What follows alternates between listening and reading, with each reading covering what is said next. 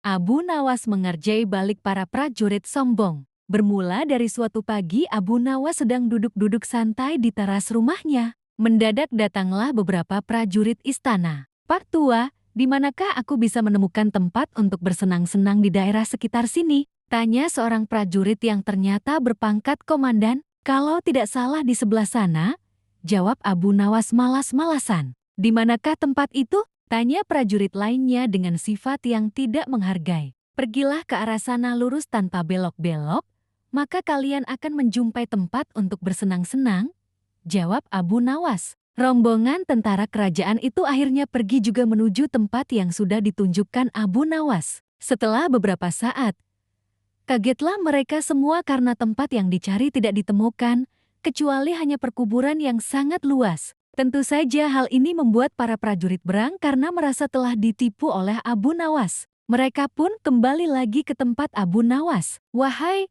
Pak Tua, keluarlah kau. Kenapa kau berani sekali membohongi kami?" tanya sang komandan yang tidak tahu kalau yang diajak bicara itu Abu Nawas si penasihat kerajaan. "Siapakah kau ini berani sekali membohongi kami?" tanya salah seorang prajurit. "Aku adalah Abdi," jawab Abu Nawas. Abu Nawas terkesan asal bicara.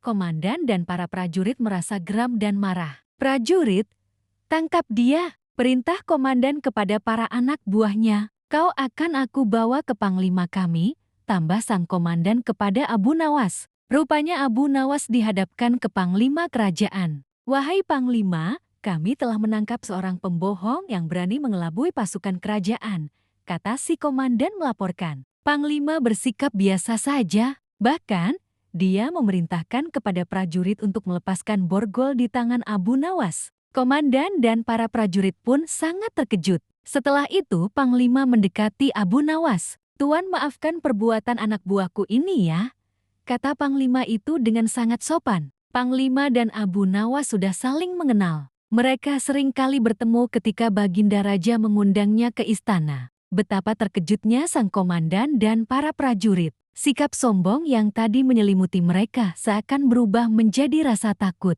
"Wahai Tuan Abu Nawas, sebenarnya kebohongan apa yang mereka sangkakan kepada Anda?" tanya sang panglima. "Wahai Panglima, mereka memintaku menunjukkan tempat untuk bersenang-senang. Tentu saja aku tunjukkan kuburan, karena kuburan adalah tempat yang lebih baik bagi orang-orang yang taat kepada Allah Subhanahu wa Ta'ala," jelas Abu Nawas. Di sana pula dia akan mendapat hidangan yang nikmat dari Allah Subhanahu wa Ta'ala. Terbebas dari rasa fitnah dan kejahatan manusia serta makhluk lainnya, imbuhnya serius. Panglima tersenyum mendengar penjelasan Abu Nawas. Komandan istana lantas buru-buru mendekati Abu Nawas. "Maafkan hamba, Tuan Abu Nawas. Andai saja hamba mengetahui bahwa Anda adalah Tuan Abu Nawas, tentu kami tidak akan berani membawa Tuan ke hadapan Panglima," kata komandan lagi. "Wahai komandan, apakah aku telah membohongi kalian? Bukankah aku berkata benar? Aku adalah abdi,